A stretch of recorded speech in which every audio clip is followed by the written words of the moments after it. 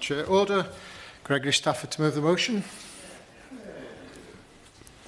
Thank you very much. I beg to move that this House has considered the rollout of Project Gigabit in rural areas. It's a pleasure to serve under your, I expect, unexpected chairmanship, Mr Dowd.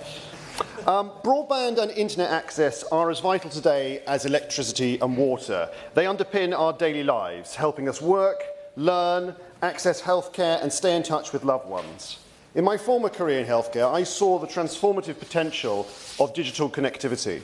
From telemedicine to electronic records, fast and reliable broadband has revolutionised how care is delivered, making it more efficient and accessible. But for too many of my constituents in rural areas, these opportunities remain out of reach. Over recent years, the UK has made remarkable progress in expanding broadband access. Project Gigabit, launched as part of the Conservative Government's National Infrastructure Strategy in 2020, aimed to deliver gigabit-capable broadband nationwide. Nearly 4 years on, 81% of UK households have gigabit access, compared to just 7% in January 2019, a dramatic leap that highlights the success of this initiative. In constituencies like mine of Farnham and Borden, this progress has been essential. Faster, more reliable broadband has driven economic growth, created jobs, improved educational opportunities and enhanced social inclusion. However, the rollout has not been without challenges, especially in rural areas, where significant disparities continue to persist. The Conservative Government committed £5 billion to Project Gigabit to deliver the fastest broadband to homes and businesses across the country. This funding has supported 37 major projects worth £1.9 billion and reached over 1 million premises. An additional 118,000 gigabit vouchers have been awarded, enabling rural households and businesses to upgrade their broadband infrastructure.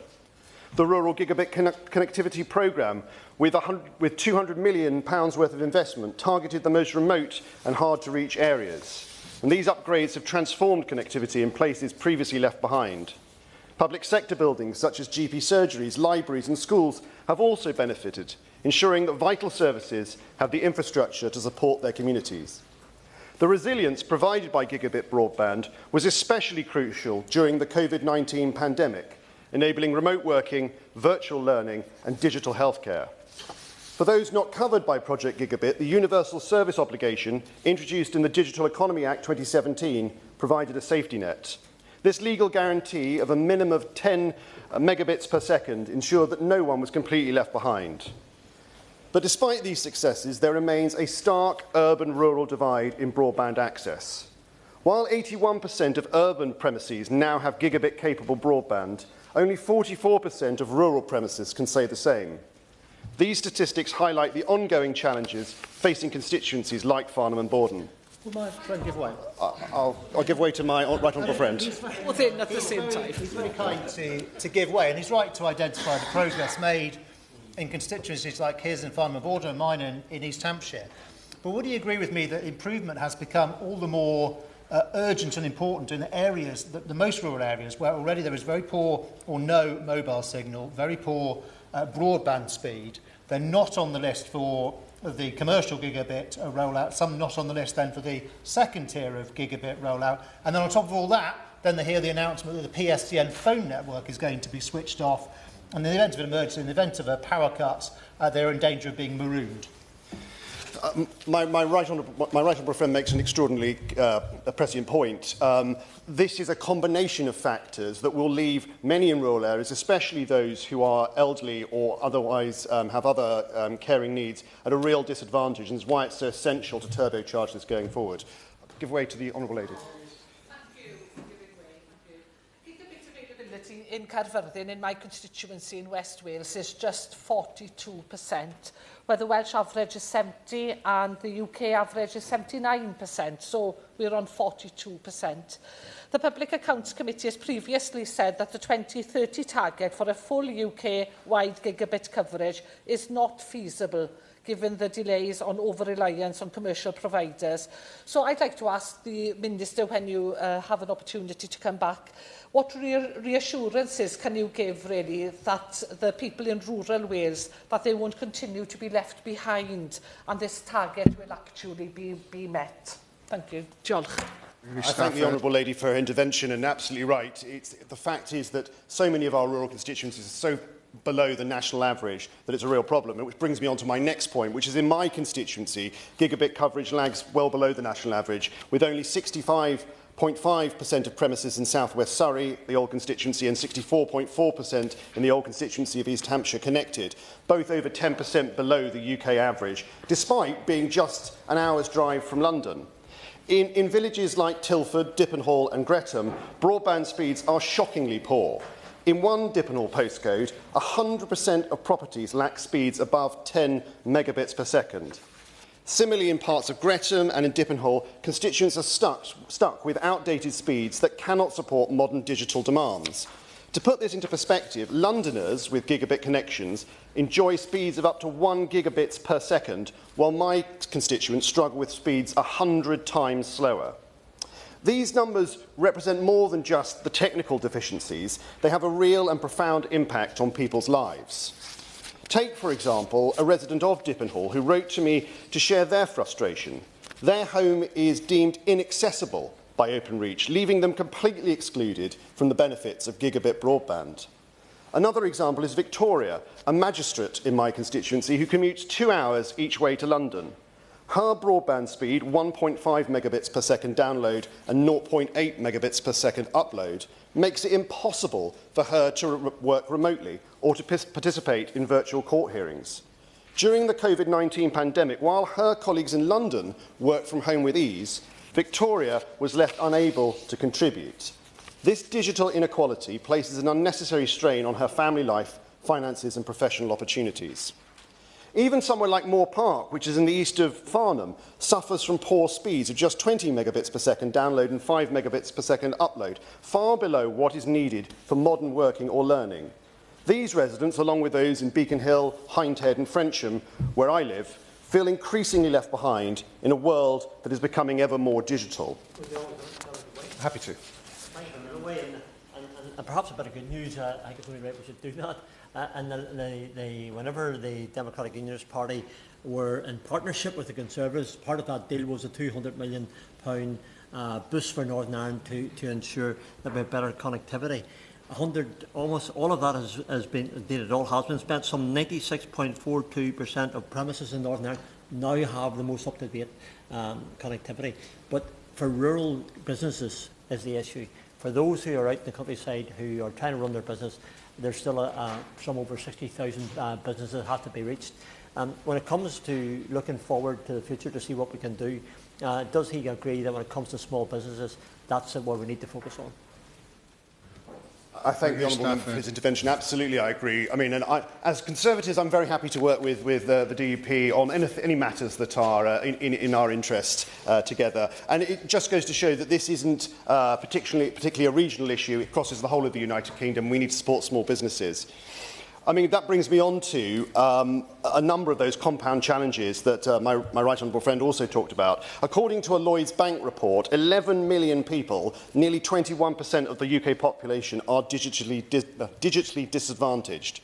In Surrey, an estimated 200,000 people face digital exclusion, but it's the same in Hampshire as well, particularly in areas like Headley Down, Greyshot and Liphook. Even in more populated areas like Farnham Town, broadband speeds are far below the national average, affecting businesses, schools and families. For many of my constituents, the lack of reliable broadband creates barriers to accessing healthcare, education and job opportunities. It also isolates people socially, particularly the elderly and the vulnerable. And I want to pay tribute to two county councillors, Debbie Kono-Ford and David Harmer, in my constituency, who are working so hard to help with that. In these hard-to-reach areas, like Dippenhall and Moore Park, alternative technologies offer some hope. Satellite-based internet, for example, could provide connectivity to rural areas where traditional infrastructure is not economically viable. Competitive bidding within the Project Gigabit has already allowed smaller telecom providers to target these unserved regions, breaking Openreach's historic monopoly.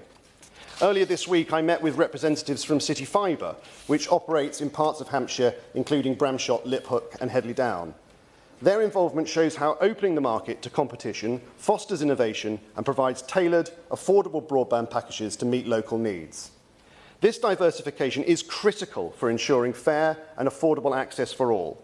Diversifying the network also encourages local internet service providers, such as HoC Gigabit in my constituency, an award-winning full fibre broadband service, and the winner of the ISPA, which is the Internet Service Providers Association UK Awards in 2024 for Best Rural Provider. These smaller scale operatives can only continue to expand with continued government support. And while I recognise that the new Labour government has pledged to deliver nationwide gigabit broadband by 2030, I want to hold them to account. As my neighbour, the Right Honourable Member for Arundel and South Downs, pointed out when he was the Shadow Science Secretary, we must avoid creating the digital divide seen in Wales, as referenced earlier, where only 76% of premises have gigabit access compared to the nearly 90% in England. The Labour government must ensure that rural areas are not left behind. We cannot repeat past mistakes where funding and resources disproportionately favour urban centres, leaving rural communities to fend for themselves. To address these challenges, I join colleagues in writing to the Secretary of State for Science, Innovation and Technology with the following requests, and I repeat them here. That the full £5 billion allocated to Project Gigabit is retained. That this funding is divided proportionally between urban and rural areas, and that rural areas where broadband is not commercially viable are prioritised for future investment. As I said at the start, Project Gigabit has already transformed lives and communities, but there is much more to do. We owe it to constituents like Victoria, the residents of Dippenhall and the families in Moore Park to deliver the connectivity that they deserve. Let us ensure that no community, urban or rural, is left behind in the digital age. It is time to close the digital divide once and for all.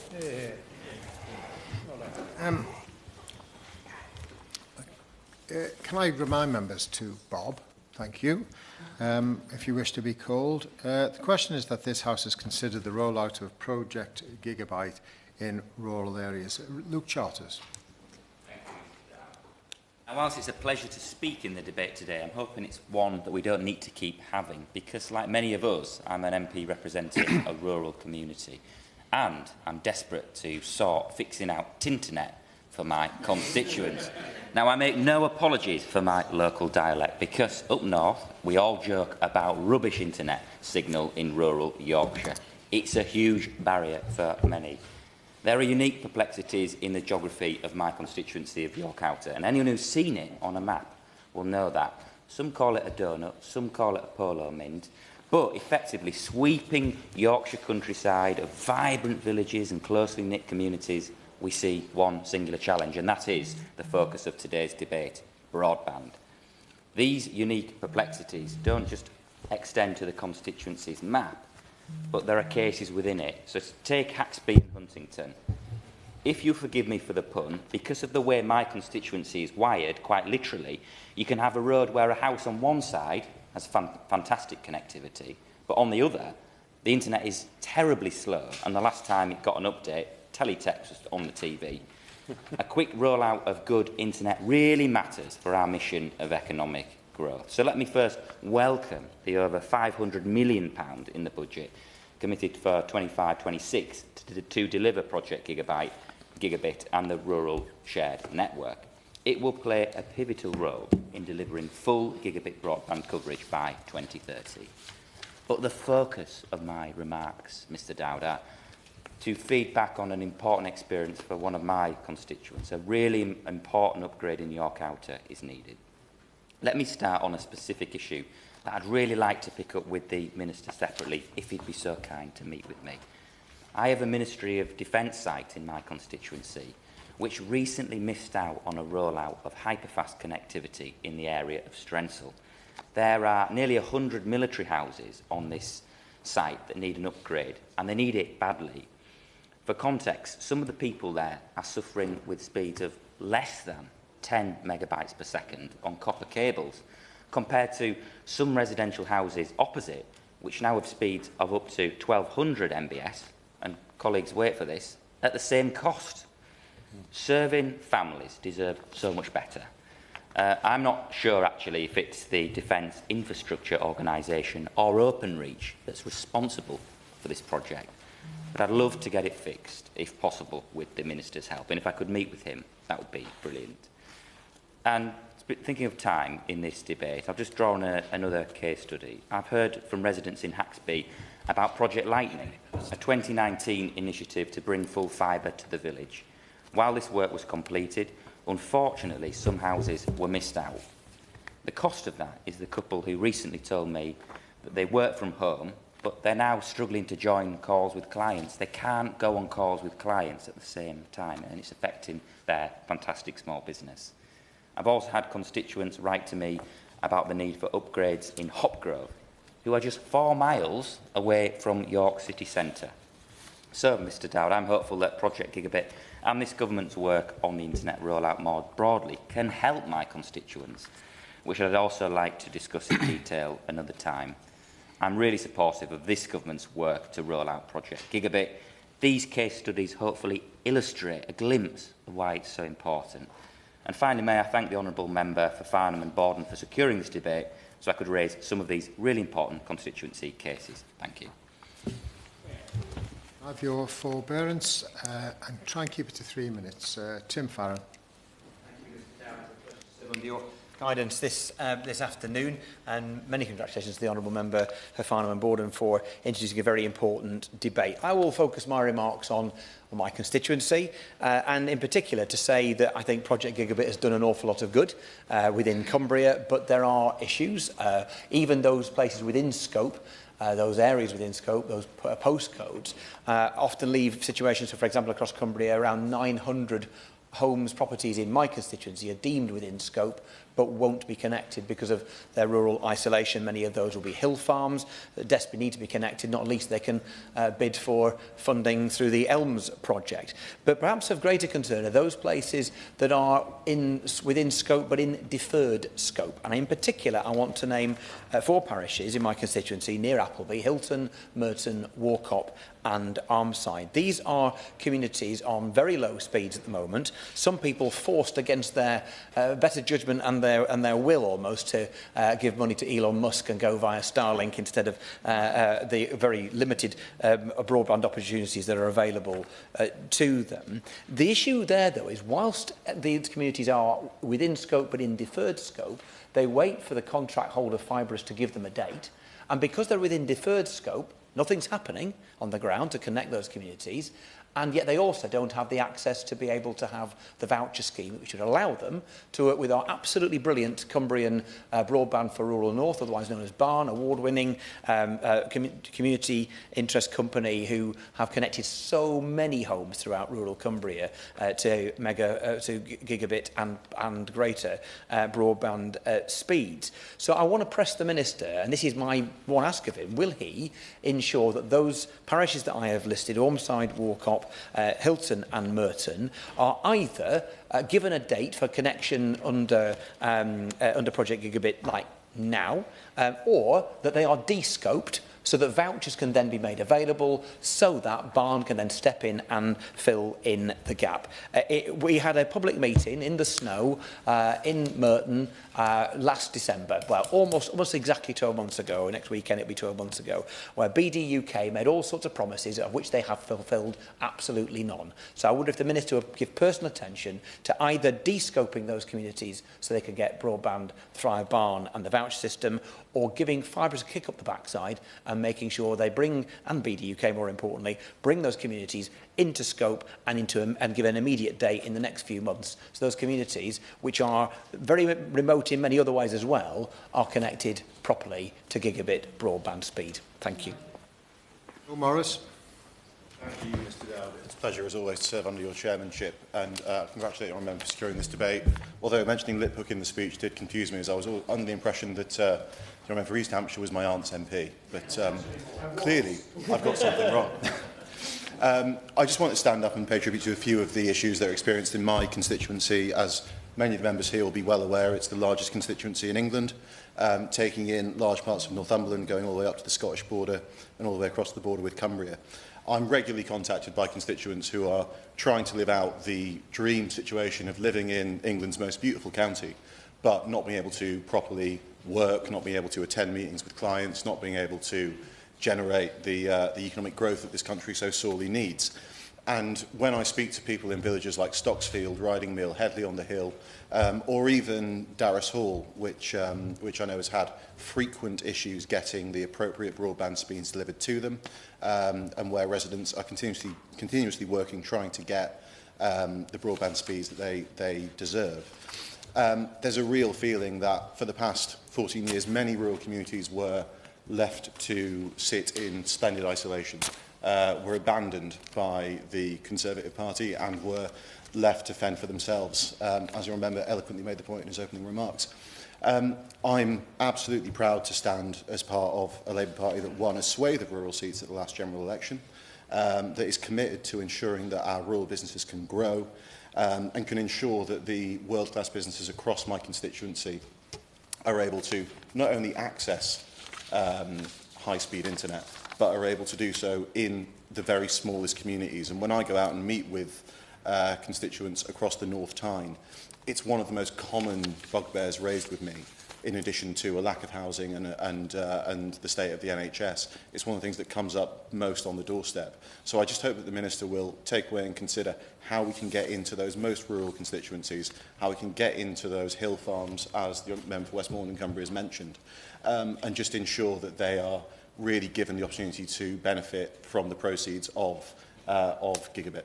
Thank you very much. Ford. And I should start by saying I have some sympathy with the Minister, because this is the second time today that he's had to suffer my representations on this subject.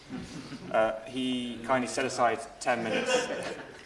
He set aside 10 minutes this morning to hear all about Honiton and Sidmouth, and he's going to have to hear more of it again.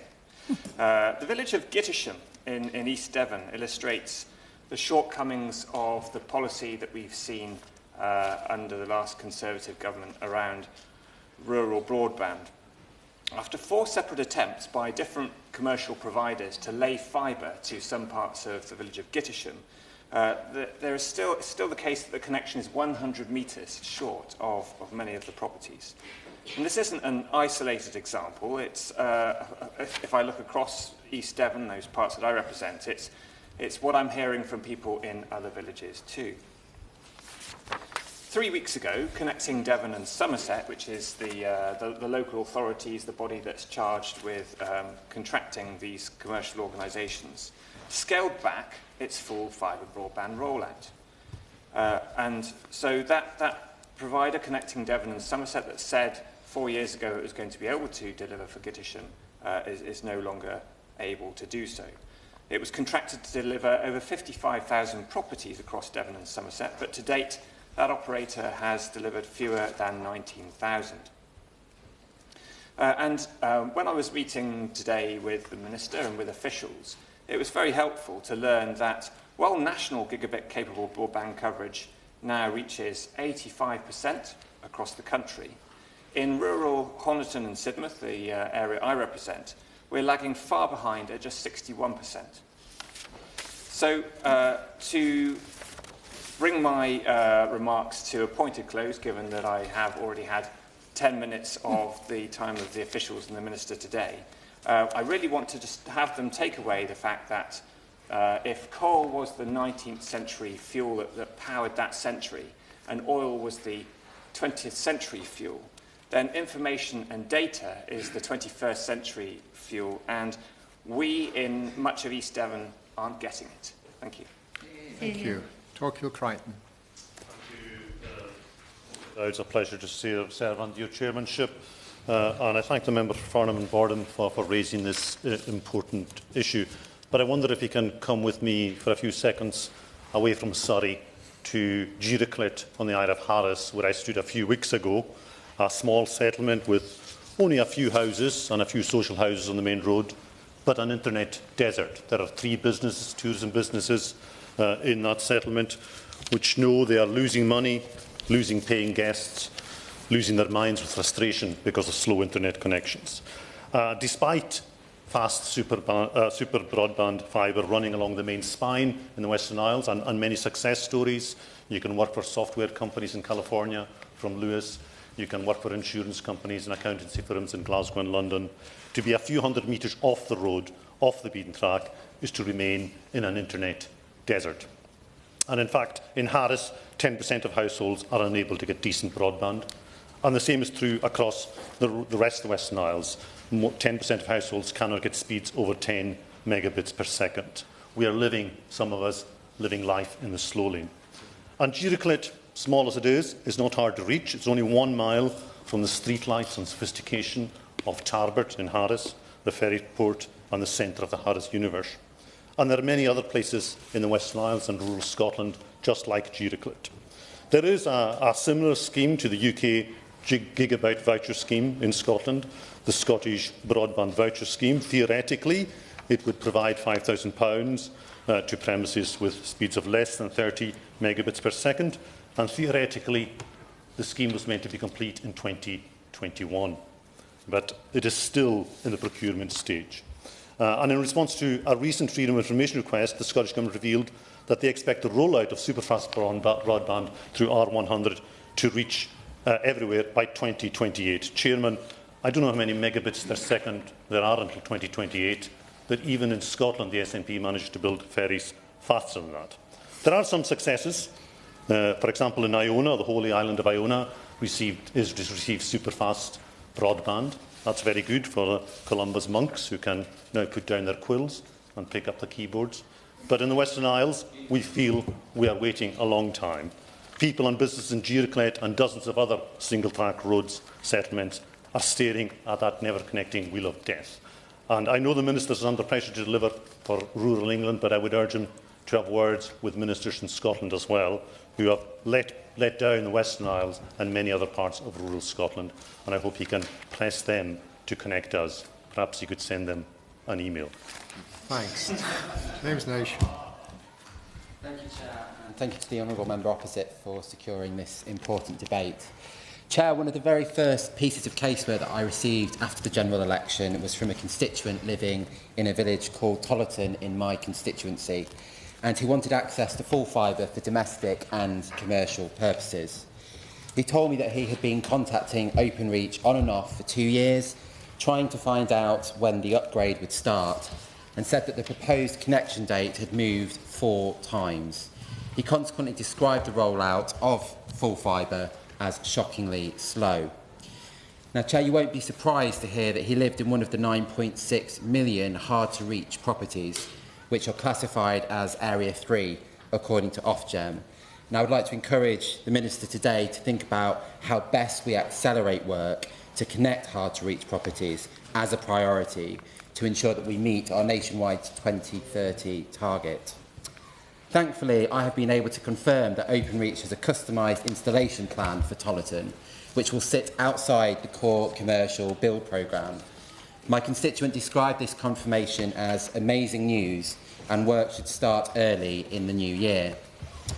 Nonetheless, the volume of communication I receive about full fibre tells me that residents are frustrated about perceived delays.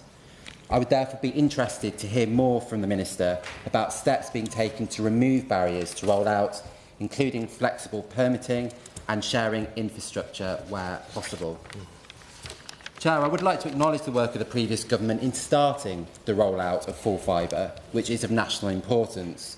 However, as our manifesto clearly says, the rollout of gigabit broadband has been slow.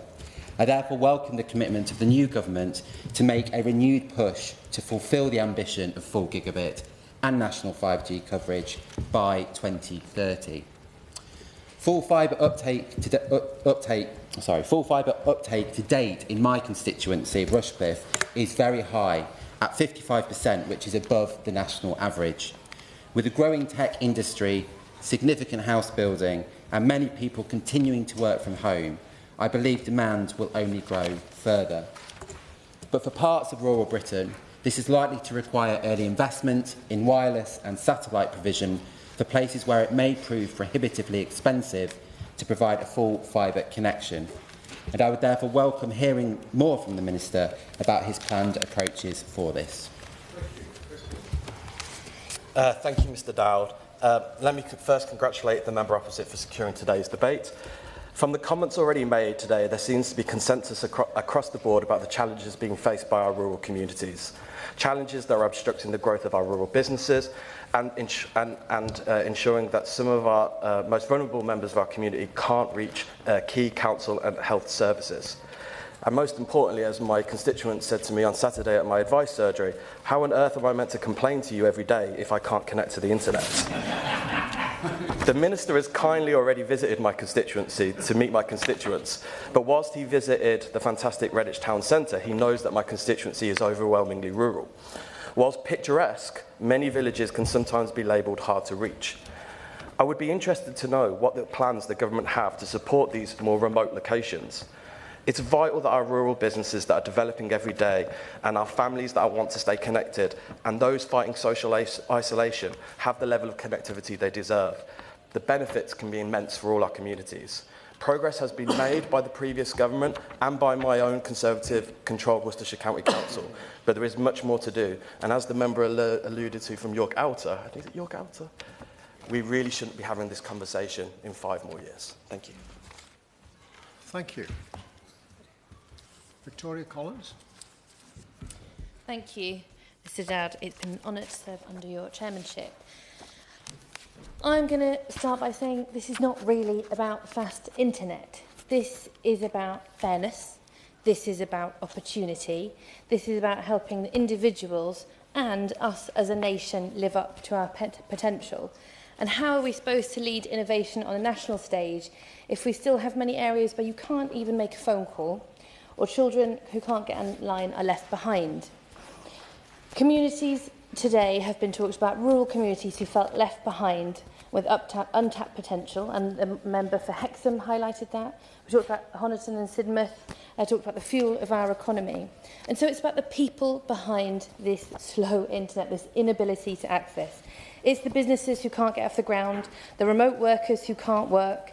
For me, I have a constituent right in the middle in Ashridge who actually works for UK Innovation, but he can't even get 4G access, where just down the road someone has 20 times the speed, but he himself is not eligible for a voucher.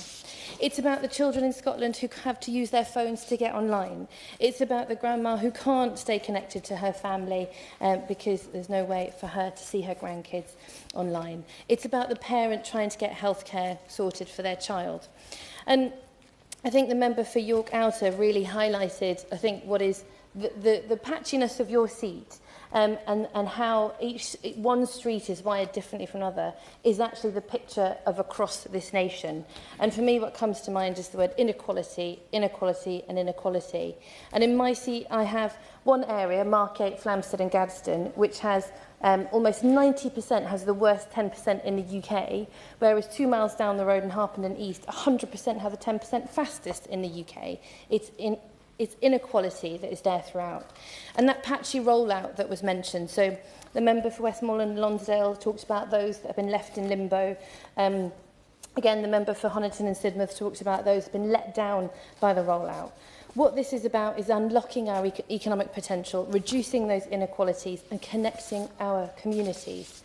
As Liberal Democrats, we're calling to make sure, as I'm sure we all are, that no property is left out of broadband connectivity, and that the government must prioritise major investment for broadband for underserved communities. We also want to call on or concerns on the inequality provision in the 5G network. So I'm going to leave with a couple of questions. So I'd like to ask the Minister, what is he doing to ensure there's rollout to every home, including clarity on those who slipped through the net or have been left down by previous rollouts? What work is he doing with local authorities and communities to ensure that those who are left out know what they can do? But also what work is being done with companies to drive innovative solutions, including on transport, because many of these rural communities are connected by train and transport, and once they leave, they still can't get on the internet. And also what work is he doing with new technologies, even such as blockchain, to drive connectivity? The other day I spoke to one of my friends who had come over to the UK from Ukraine, and he said, I really welcome and I'm very happy that I've been welcomed in this country, but the internet is slower here than back home in Ukraine. We need to ensure that our country is leading in that, get the basics right for us to drive in innovation. Thank you. Thank you. Dr. Ben Spencer. Thank you, Mr Dowd. It's a pleasure to serve under your chairmanship, and I'd like to thank the member for Farnham and Borden for bringing forward this important debate. He is, as is clear from his speech and the diligent and razor-sharp focus he is taking to target delivery of gigabit broadband for different parts of his constituency, a true community champion.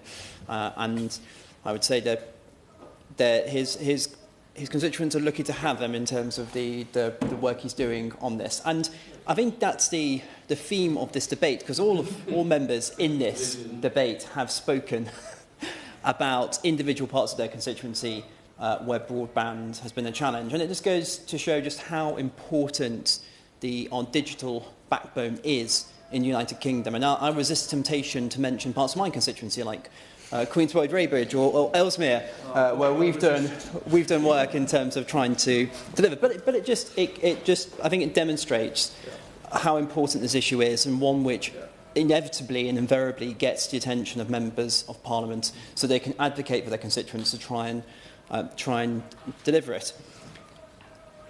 And I believe that Project Gigabit, Mr Chairman, demonstrates quite simply that where there's a will, there's a way. Back in 2019, 7% of properties had access to what is defined as gigabit access, so 1 gigabyte a second.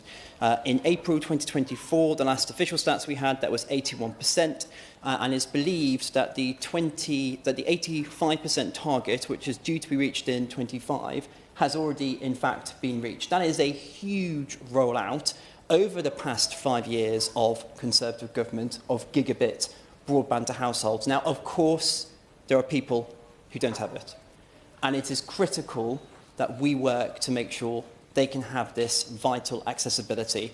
And it is absolutely right to say that this is not just about being able to watch this debate in HD and listen to my dulcet tones and see the spots on my face. It is about industry, it is about connectivity, and the events in COVID have shown just how important this is. And when you look at the 5 billion of investment which has been allocated to this project, it is believed, some data shown, that probably this is a £60 billion contribution to the UK economy.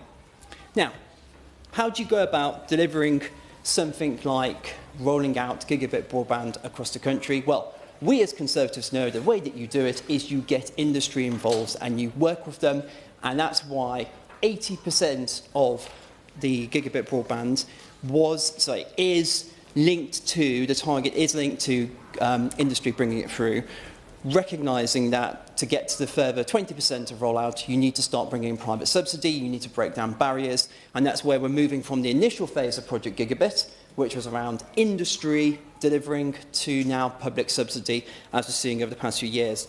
But there is a great concern regarding future inequalities, particularly when you look at delivery to rural areas versus urban areas.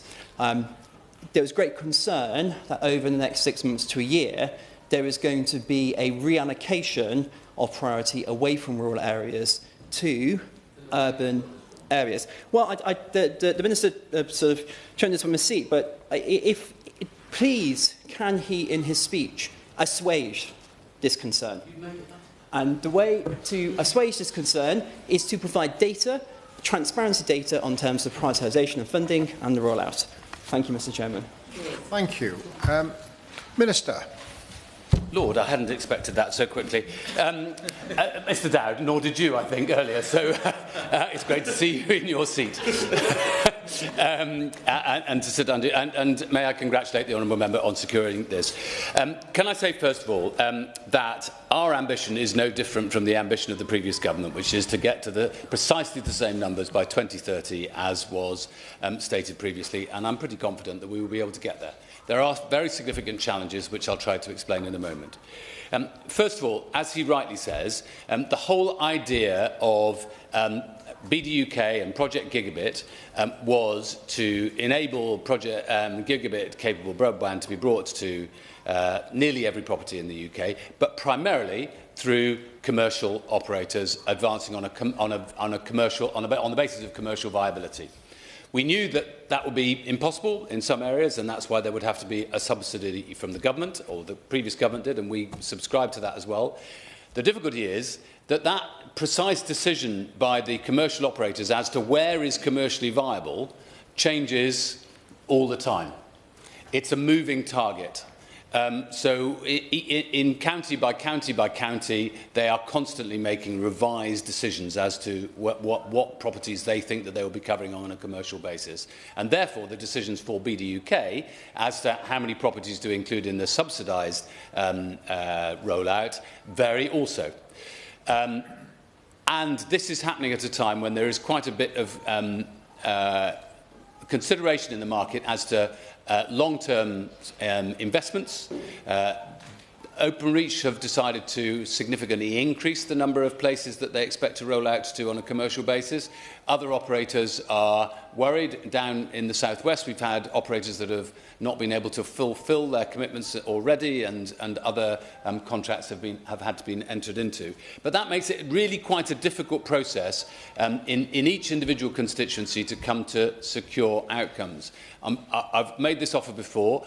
Some of the cast of the dramatis personae of this debate are similar to some of the people I've met in other quarters previously, either today or other occasions. But I'm very happy for any individual MP who has concerns in their own patch to be able, if they want to go through village by village by village, I'm quite happy to arrange for them to meet with my officials to be able, and officials from BDUK to do that precise piece of work. Because I know these are very real issues. As the Honourable Member said in his opening remarks, this is not some nice-to-have thing, some kind of luxury. It is absolutely essential to people's livelihoods, to their economy, to their life sometimes, whether we're talking about mobile connectivity or we're talking about broadband.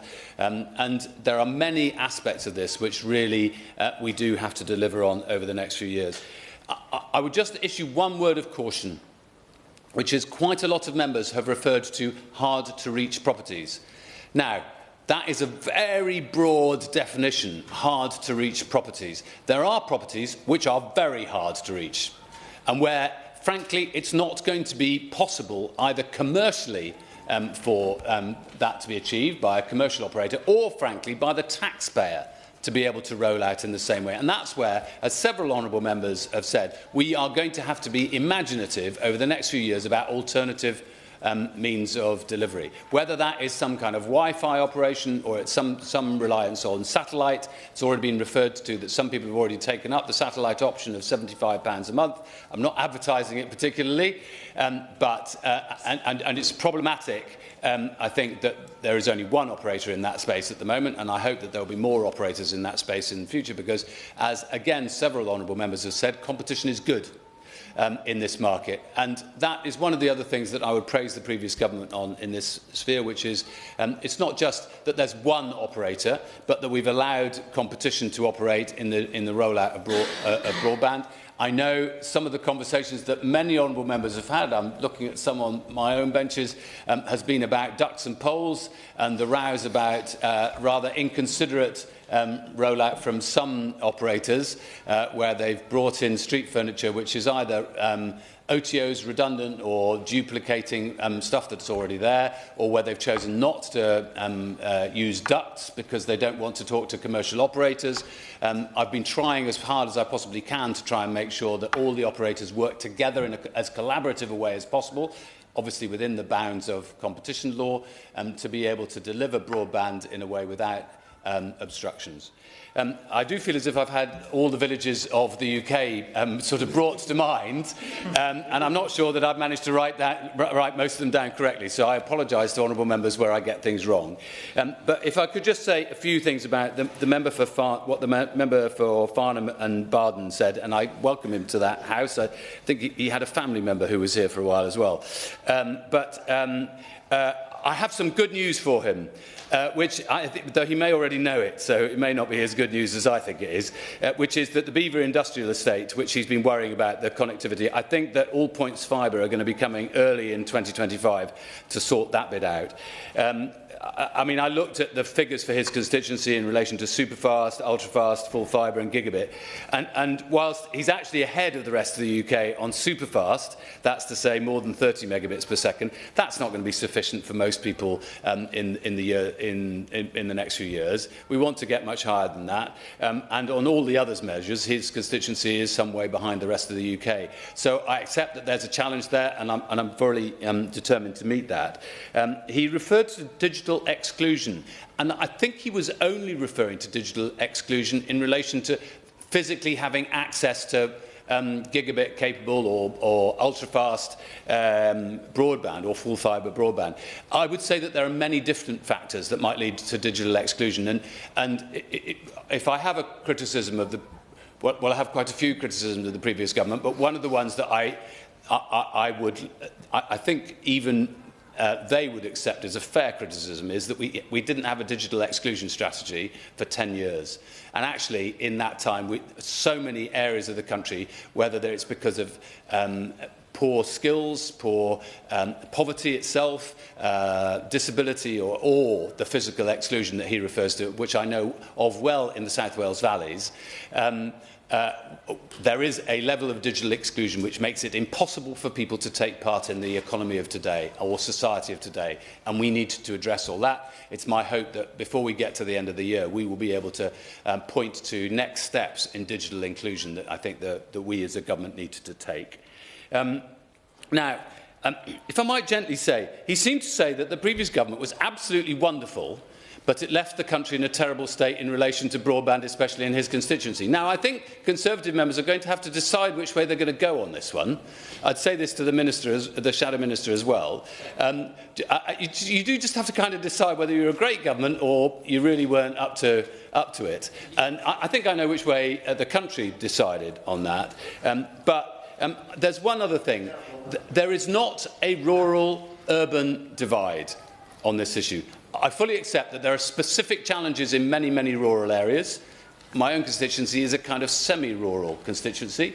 But actually, in many urban areas, whilst theoretically broadband or superfast broadband or gigabit capable fibre is going down the street, it's not going into the building for a whole series of other issues, which we also have to address. Now, that doesn't mean that we are redirecting Project Gigabit money away from rural to urban. More than 90% of the money that has been spent in rural areas and will continue to be spent in rural areas. But I have to say that I think the letter that he signed, which quite a lot of other Conservative members signed, which I think was brought forward by the Right Honourable Member for Malden, I think I've got his constituency right, the former Minister, Mr Whittingdale, the fundamental misconception in that letter was that Project Gigabit was always designed to take gigabit-capable broadband to wherever it was needed. There was not a specific definition of rural or urban. I'm not changing that. It is need that determines where money is spent, nothing other than that. And I fully accept that the vast majority of that is, of course, going to be in rural areas.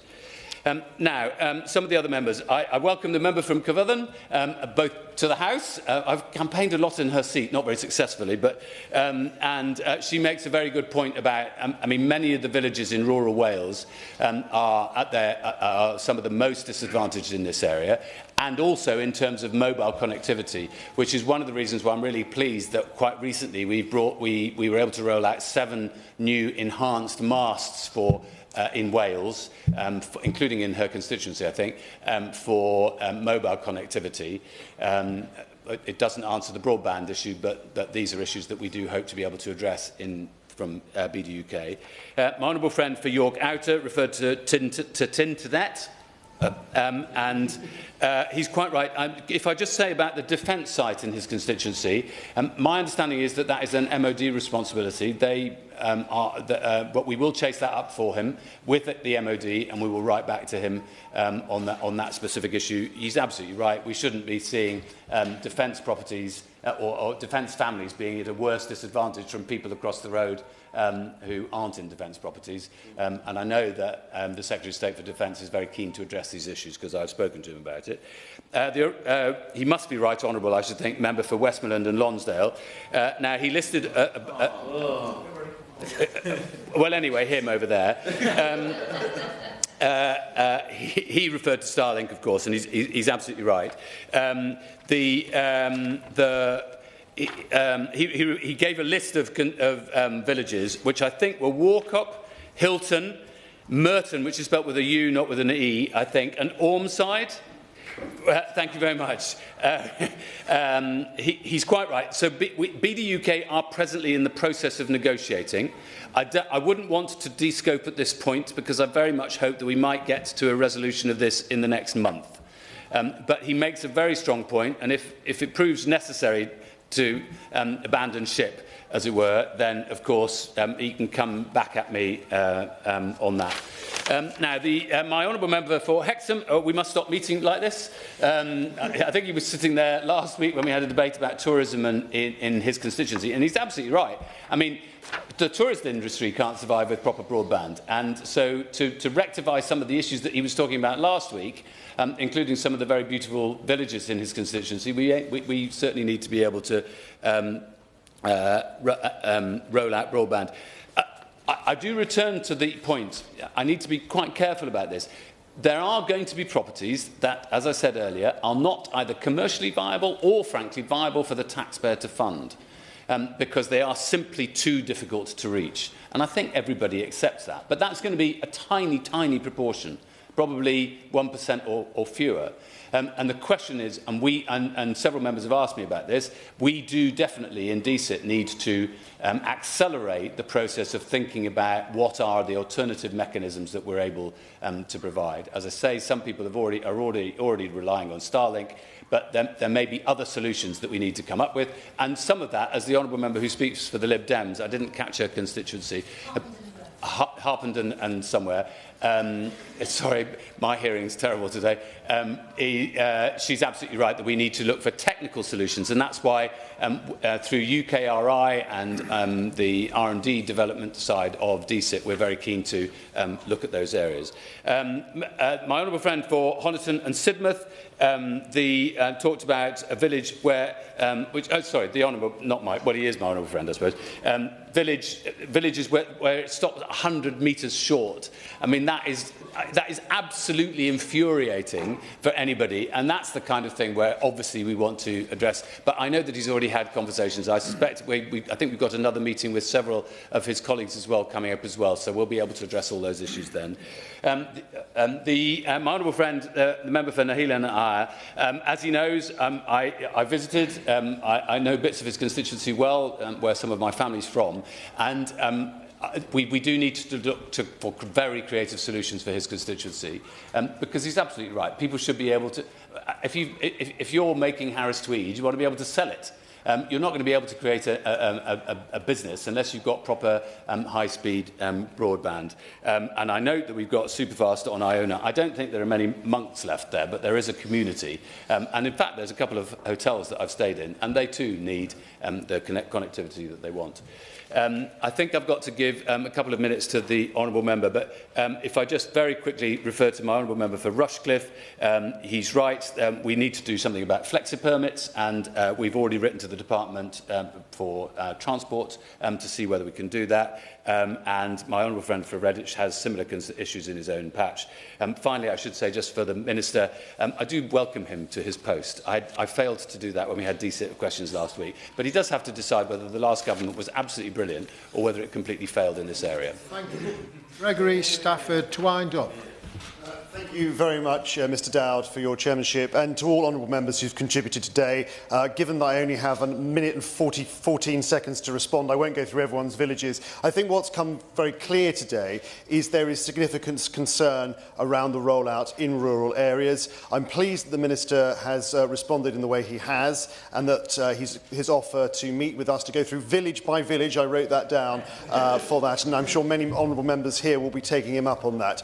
I think I'll just go back to what I said at the very start, which is that this the facility to have super-fast broadband, gigabit-enabled broadband is going to be essential. It's essential that we reach the target by 2030, and we need to make sure that those people who are living in the most rural areas are not left behind, and that together, both as an opposition and as a government working together, we can move forward so that by 2030, every single property that is able to has that gigabit connectivity. Thank you. The question is that this House has considered the rollout of Project Gigabit in rural areas. Many of that opinion say aye. Of the contrary, no.